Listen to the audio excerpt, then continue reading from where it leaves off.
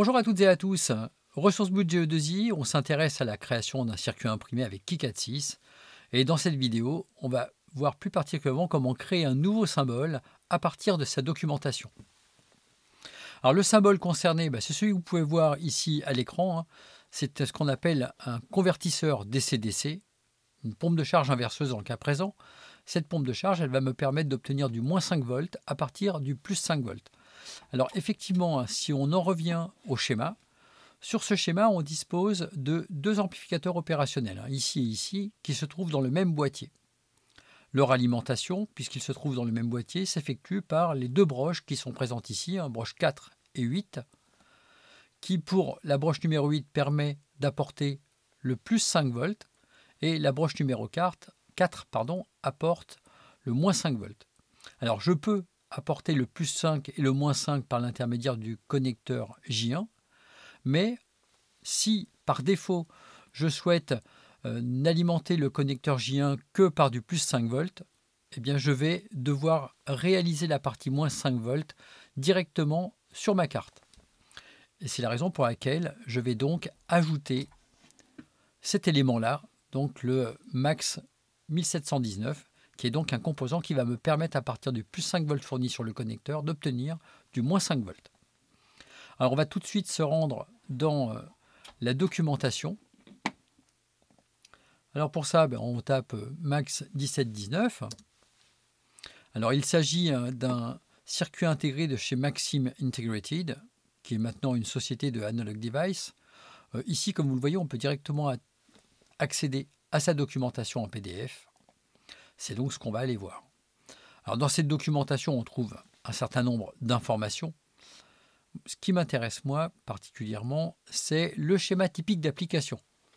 Ce schéma typique d'application, il fait clairement apparaître une tension d'entrée, comprise entre 1,5 V et 5,5 V, et il me permet d'obtenir à la sortie une tension négative qui vaut exactement moins Vin, la tension d'entrée. On a besoin de deux capacités de 1 microfarad autour de ce composant pour le faire fonctionner. Donc ça, c'est lié au fonctionnement interne du composant. Je ne rentre pas dans les détails du fonctionnement d'une pompe de charge aujourd'hui.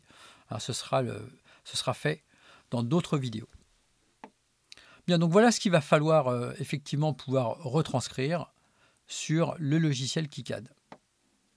Alors pour construire le symbole, on va donc lancer l'outil éditeur de symboles ici. Bien, dès lors que le logiciel est lancé, on voit effectivement apparaître ici les bibliothèques de symboles de KiCad. Si par exemple je rentre dans le dossier Device, je vois apparaître des éléments connus, par exemple la capacité C. Voilà. Donc nous, on va maintenant ajouter une nouvelle bibliothèque utilisateur, une bibliothèque personnelle de symboles, dans laquelle on va pouvoir saisir ce nouveau symbole. Donc pour ça, je me rends dans le menu Fichier, Nouvelle librairie, librairie qui sera globale parce qu'on sera amené éventuellement à la réutiliser par la suite et ajouter d'autres éléments. Cette librairie, on va la mettre sur le dossier qui se trouve donc sur le réseau pour les étudiants de l'IUT. Donc vous passez directement par le lecteur connecté Z2. Document, on va dans le dossier de la SAE et comme le dossier de la SAE est un dossier qui est commun à l'ensemble des SAE, on va créer un dossier Mes symboles pour pouvoir mettre les symboles KiCad maison. Voilà. La bibliothèque correspondante, c'est donc la bibliothèque que je vais appeler Mes symboles. Donc l'extension d'une bibliothèque, c'est KiCad_sim. Donc voilà, actuellement dans notre bibliothèque Mes symboles, que l'on voit apparaître ici, il n'y a aucun élément. On crée maintenant un nouveau symbole. Et ce nouveau symbole, on va tout de suite lui donner un nom. Il s'agit d'un Max 1719. Alors c'est même une version particulière de ce Max 1719 qui est la version EUT plus T. La référence par défaut, c'est effectivement le U qui correspond à ce que l'on utilise pour les circuits intégrés. Vous l'avez vu lorsqu'on a réalisé le schéma, hein. J par exemple c'est pour les connecteurs, R pour les résistances, C les capacités, etc. À l'intérieur de ce composant, il n'y a qu'une unité dans le boîtier. Effectivement, si on regarde la représentation du composant, elle ne fait apparaître qu'une entité unique, et par conséquent, on choisit une. Si je reviens par exemple au cas de l'amplificateur opérationnel qu'on a vu précédemment, il y avait 3 unités dedans, 2 ampli-up, plus l'alimentation, qui était d'ailleurs numérotée A, B et C, si vous vous souvenez de ce qu'on a fait au niveau de la saisie du schéma. Bien, alors partant de là, on va voir quelles sont les autres caractéristiques. Est-ce qu'on veut créer une forme alternative? Non, ça permet d'avoir en fait 2 représentations différentes du composant. Ce n'est pas un symbole d'alimentation, on ne va pas l'exclure de la liste du matériel, on ne va pas l'exclure du circuit imprimé non plus. On va afficher le numéro de broche, oui, ça peut être utile. Les noms des broches, évidemment. Et nom de pin à l'intérieur, oui, plutôt. Pour que ça corresponde en fait au dessin qu'on a ici. Ok, c'est parti. Donc voilà, actuellement, on a un circuit qui est vierge comme ceci. Le U, je vais le déplacer. Voilà. Donc il s'agit de représenter ce que l'on voit apparaître ici. Alors attention, sur ce qu'on voit apparaître ici, il manque quelque chose, hein, ce sont les numéros des broches. Alors ces numéros de broches, je les ai qui apparaissent ici. On va agrandir un petit peu la fenêtre. Voilà.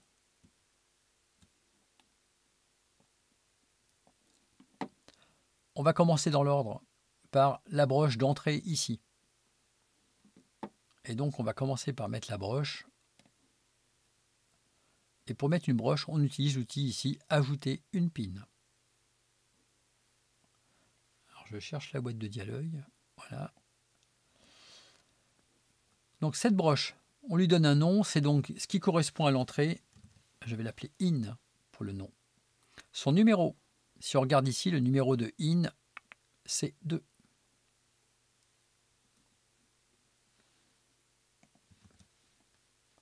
Ensuite, alors on peut dire qu'il s'agit d'une entrée, effectivement.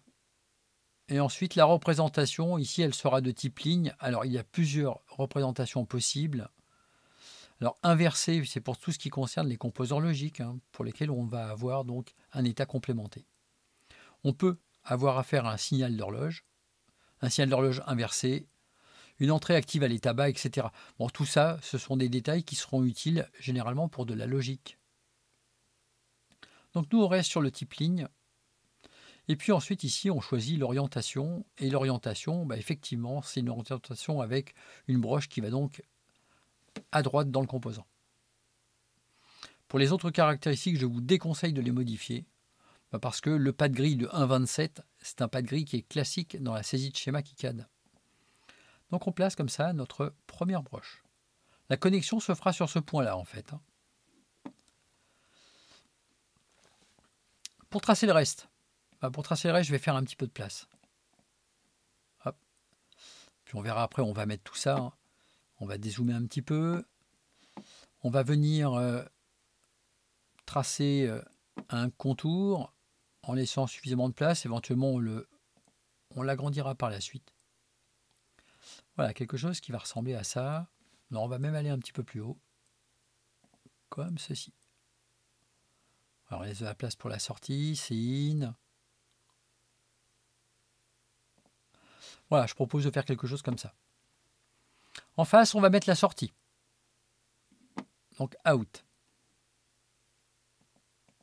Donc, on rajoute une broche. Voilà. Donc, out. Le numéro de la broche, c'est le numéro 1, si vous regardez la documentation. Ensuite, il s'agit non pas d'une entrée, mais d'une sortie de type Power Output. On aurait pu mettre Power Input également sur l'entrée. Et cette fois-ci, la sortie se fait à la gauche, comme ceci. Et puis on met ça en face, hein, assez logiquement. Ensuite, on va ajouter C1+, C1-. Alors C1+, que l'on va donc mettre à gauche, c'est donc la broche numéro 6. Allez, c'est parti. Donc ça, le nom c'est C1+. C'est la broche numéro 6. On va mettre ça en passive. Pas de caractéristiques particulières électriques. Hein. Et le numéro de broche sera vers le bas, comme ceci. Bon, de la même façon, on va mettre C1-. Alors C1-, tac, tac, tac, c'est donc la broche numéro 3. Toujours du passive, vers le bas. Et on ramène ça par là. Alors, normalement, le but, c'est de pouvoir mettre la capa. Hein. Donc c'est vrai qu'il est plutôt judicieux de les écarter suffisamment pour qu'il y ait de la place pour mettre la capacité. Je vais même la décaler un petit peu. Donc vous voyez, quelquefois, on peut avoir besoin d'agrandir parce qu'on sent qu'au niveau de du placement des composants, ce sera quand même plus pratique. Voilà. Hop, ceci, j'amène par là. J'ajoute la masse. Donc la masse, c'est la broche numéro 4. Donc GND 4. Alors c'est du Power Input. Que j'ai pas orienté dans le bon sens. On peut faire tourner avec la touche R. Voilà, pour l'orienter dans le bon sens. Enfin, on ajoute la broche qui nous permet de sélectionner le fonctionnement. Alors attention, pour le max 1719, comme on le voit ici, c'est donc, comme vous le voyez ici, du SHDN. Donc SHDN, broche numéro 5. SHDN, broche numéro 5. On peut considérer que c'est une sorte de signal logique.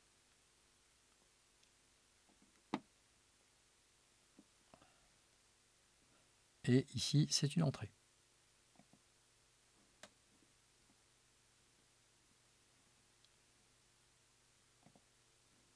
On fait tourner pour que ce soit dans le bon sens.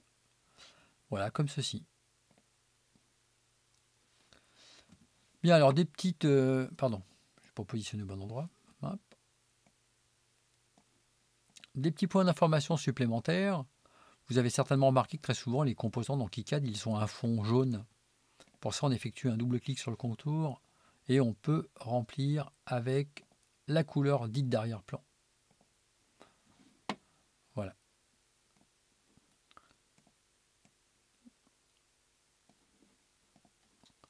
Bien.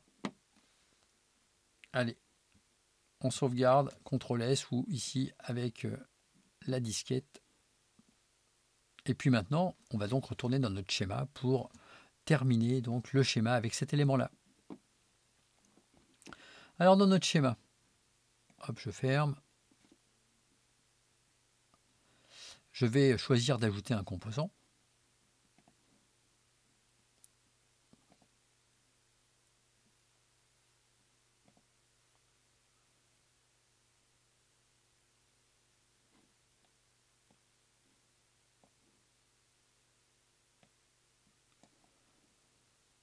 Donc, on tape la référence pour filtrer et gagner un petit peu de temps. Hein. Max 17, 19.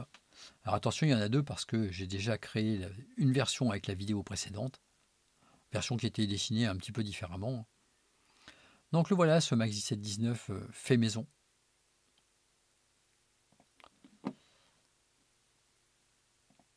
Allez, on va redéplacer les éléments.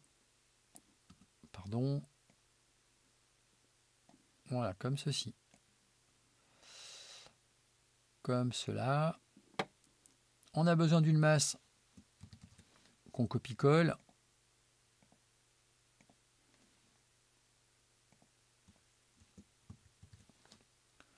Ici, pour que le circuit soit fonctionnel, on a besoin de mettre à la masse la brosse SHDN. Ensuite, on ajoute VCC à l'entrée. On va d'abord copier-coller le VCC, pardon. Hop. CTRL-C, CTRL-V.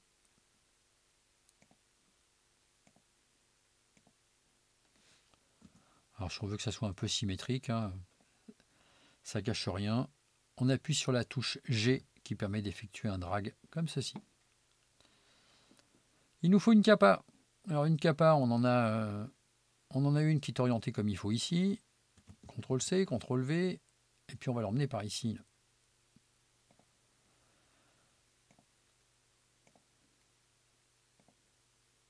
Voilà. Alors sa valeur par contre, on respecte ce qui est marqué dans la documentation. Et sa valeur, c'est une valeur de 1 microfarad.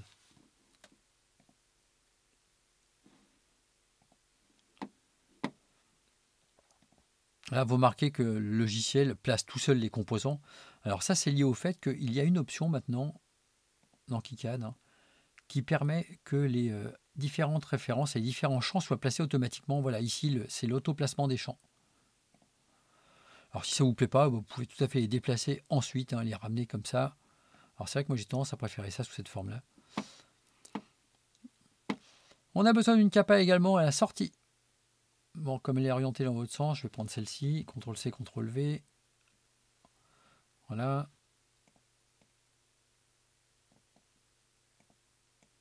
La valeur, c'est du 1 micro également.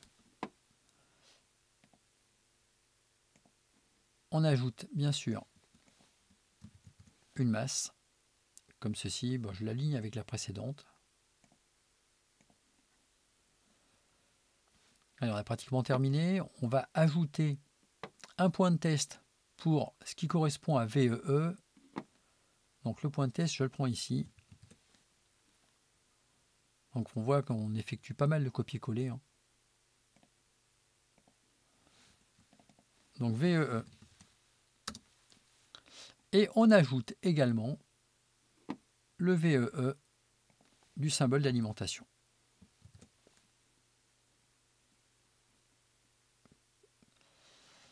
Hop, comme cela.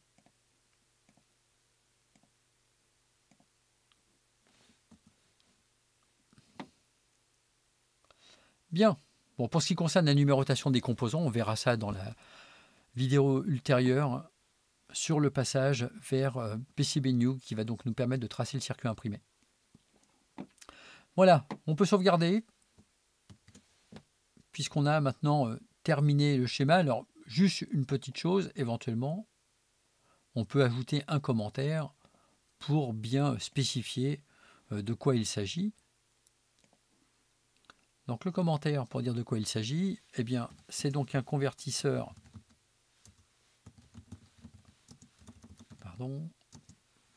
DC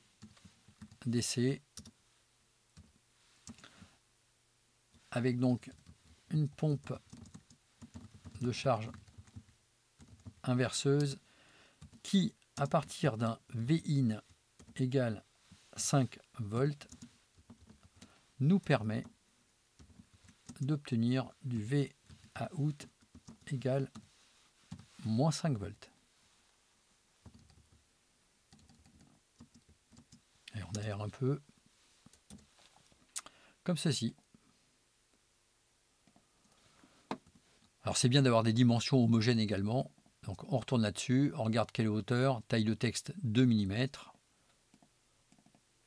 Et on change la taille du texte pour qu'elle soit homogène sur le circuit. Et puis on aligne tout ça.